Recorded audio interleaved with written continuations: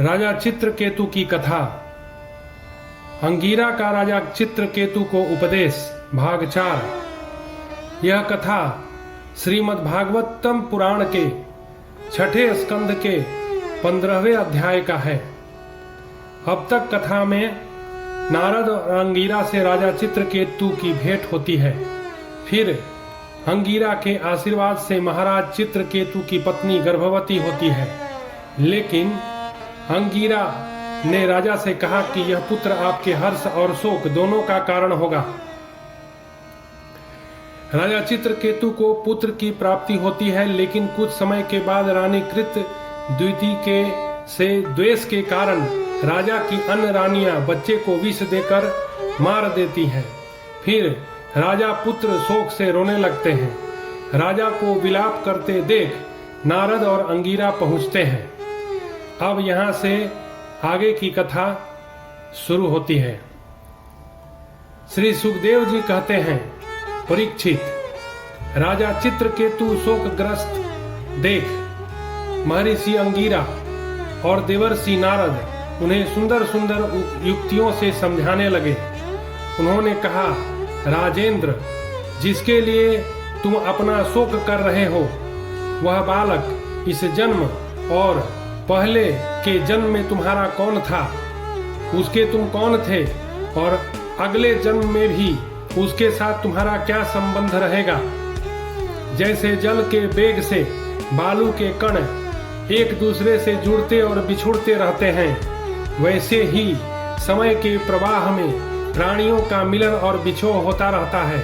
राजन, जैसे कुछ बीजों से दूसरे बीज उत्पन्न होते हैं और नष्ट हो जाते हैं, वैसे ही भगवान की माया से प्रेरित होकर प्राणियों से अन्य प्राणी उत्पन्न होते और नष्ट हो जाते हैं। राजन, हम, तुम और हम लोगों के साथ इस जगत में जितने भी चराचर प्राणी वर्तमान हैं, वे सब अपने जन्म के पहले नहीं थे और मृत्यु के पश्चात नहीं रहेंगे। इससे सिद्ध है कि इस समय भी इनका अस्तित्व नहीं है, क्योंकि सत्य वस्तु तो सब समय एक सी रहती है। भगवान ही समस्त प्राणियों के अधिपति हैं। उनमें जन्म मृत्यु आदि का विकार नहीं है। उन्हें न किसी की इच्छा है और न अपेक्षा।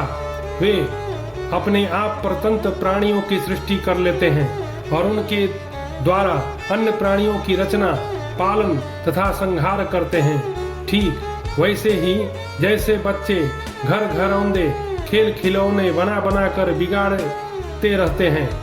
परीक्षित, जैसे एक बीज से दूसरा बीज उत्पन्न होता है, वैसे ही पिता की देह द्वारा माता की देह से पुत्र की देह उत्पन्न होती है। पिता, माता और पुत्र जीव के रूप में देही हैं और ब्रह्म दृष्टि से केवल शरीर। उनमें देही जीव घट आदि कार्यों में पृथ्वी के समान नित्य है। राजन, जैसे एक ही मृत्तिका रूप वस्तु में घटत्व आदि जाति और घट आदि व्यक्तियों का विभाग केवल कल्पना मात्र है, उसी प्रकार यह देही और देह का विभाग भी अनादि एवं अविद्या कल्पित है।